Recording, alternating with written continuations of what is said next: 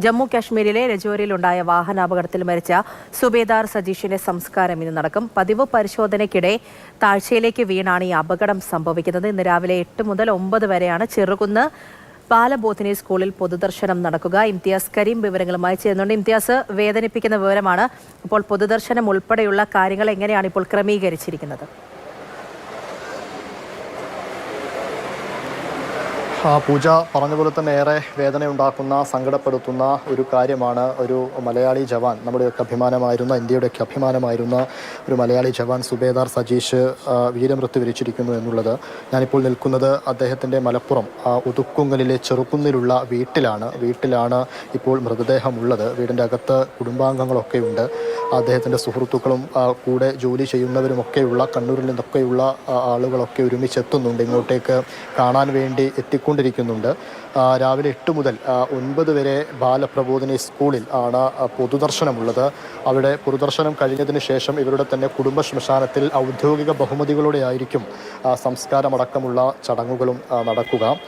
ആ വീട്ടിലേക്ക് ആളുകൾ എത്തുന്നതിൻ്റെ കാഴ്ചയാണ് നമ്മൾ കാണുന്നത്. അവിടെ ഈ രജൗരി സെക്ടറിൽ ഉണ്ടായ അപകടം, അവിടെ ഈ സ്ഥിരമായിട്ട് നടക്കുന്ന പെട്രോളിംഗ് ആണ്. ആ ഉച്ച സമയത്ത് നടന്ന പെട്രോളിങ്ങിനിടയിൽ ഉണ്ടായ അപകടത്തിലാണ് ഇങ്ങനെ ഒരു മരണം സംഭവിച്ചത്. കഴിഞ്ഞ വെള്ളിയാഴ്ച വൈകിട്ടോടു കൂടിയാണ് ഈ മരണവിവരം വീട്ടുകാരും അറിയുന്നത്. കഴിഞ്ഞ 27 വർഷമായി സർവീസിൽ ഉള്ള ആളുമാണ് ഈ ജവാൻ എന്ന് പറയുന്നത്.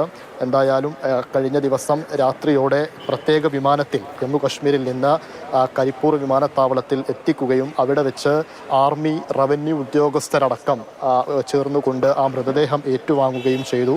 അതിനുശേഷമാണ് ചെറുകുന്നിലുള്ള അവരുടെ വീട്ടിലേക്ക് എത്തിച്ചത്. ആദ്യഘട്ടത്തിൽ കുടുംബാംഗങ്ങളൊക്കെ കണ്ടു. കുടുംബാംഗങ്ങളൊക്കെയാണ് ഇപ്പോൾ വീട്ടിലുള്ളത്. ഓരോരുത്തരായി വീട്ടിലേക്ക് എത്തുന്നതിൻ്റെ ദൃശ്യങ്ങൾ കൂടെയാണ് നമ്മളിപ്പോൾ കണ്ടുകൊണ്ടിരിക്കുന്നത്. ഇവിടെ ആർമിയിൽ തന്നെ കൂടെ ജോലി ചെയ്തവരും അല്ലാത്തവരുമൊക്കെയായ ഒരുപാട് ആളുകൾ അദ്ദേഹത്തിനെ അവസാനമായൊരു നോക്കു കാണാൻ ഇങ്ങോട്ടേക്ക് എത്തിയിട്ടുണ്ട്. ഇവിടെ നിന്നൊരു 10 കിലോമീറ്റർ ചുറ്റളവിൽ തന്നെയാണ് സ്കൂളും, പൊതുദർശനത്തിന് വെക്കുന്ന സ്കൂളും കുടുംബ ശ്മശാനവും ഒക്കെ ഉള്ളത്. അവിടെയായിരിക്കും ബാക്കി സംസ്കാരവും കാര്യങ്ങളുമൊക്കെ. എനിക്കൊപ്പം ഇപ്പോൾ കൂടെ ജോലി ചെയ്ത 1-2 ആളുകൾ ചേരുന്നുണ്ട്. ആർമി ഉദ്യോഗസ്ഥർ തന്നെയാണ്. ഓർക്കുന്നു നല്ല ഓർമ്മ, നല്ലൊരു ഗൈഡായിരുന്നു. സാബല്ലായിരിക്കും. സാബിൻ്റെ സർവീസിൽ സാബിന് വന്ന കാര്യങ്ങളെല്ലാം വെച്ചിട്ട് നമുക്ക് ആ ഗൈഡ് ചെയ്യായിരുന്നു. നല്ലൊരു ഓർമ്മകളായിരുന്നു. 27 വർഷമായി സർവീസിലുള്ള ആളാണ്. എങ്ങനെയായിരുന്നു അവരുടെ ഒരു ഇടപെടലും കാര്യങ്ങളൊക്കെ? സാബിനായിട്ട് അത്ര വലിയ പരിചയമൊന്നുമില്ലെങ്കിലും സാബായിട്ട് ഇപ്പം 1 വർഷത്തെ ഒരു ഇത് മാത്രമേ ഉള്ളൂ. പക്ഷേ ആ 1 വർഷത്തിൽ സാബിനെ കൊണ്ടിലെല്ലാം നല്ലത് മാത്രമേ പറയാനുള്ളൂ. ഇന്നലെ എന്താ അവിടെ സംഭവിച്ചതെന്നൊരു വ്യക്തതയുണ്ടോ? പെട്രോളിങ്ങിനെടുക്ക് താഴെ വീണെന്നാണ് പറഞ്ഞത്. നമ്മൾ ആ സ്ഥലത്ത് ഉണ്ടായിട്ടില്ല, അത്രേ നമുക്ക് അറിയുള്ളൂ. സമയം കഴിഞ്ഞിട്ടാണ് അറിയുന്നത്? നമ്മൾ വൈകുന്നേരം അറിയാം. എന്താ ഓർമ്മിക്കാൻ എന്താ ഉള്ള? മനസ്സിലായില്ല, ഹിന്ദിയിൽ പറയല. സുഹൃത്താണ്. ഓക്കെ, അവർ നല്ല ആൾ தான் அவங்களுக்கு. நம்மளோட தான் பணி செய்தவர், நல்ல ஆள் தான் அவர்.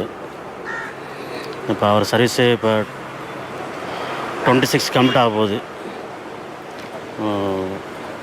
அவரோட RRல வந்தாச்சு. 21 மந்த் கம்ப்ளீட் ஆகி ഇപ്പോൾ പോസ്റ്റിംഗ് വர സമയമായിട്ട്. ഓക്കെ, അതൊക്കെയാണ് അവർ സ്നേഹത്തോടെ, വേദനയോടെ ഓർക്കുന്ന കാര്യങ്ങൾ. കൂടെ ജോലി ചെയ്തവർ, ഓർമ്മയുള്ളവർ, എപ്പോഴെങ്കിലുമൊക്കെ ഒരുമിച്ച് കണ്ടവർ ഒക്കെയാണ് കൂടെയുള്ളത്.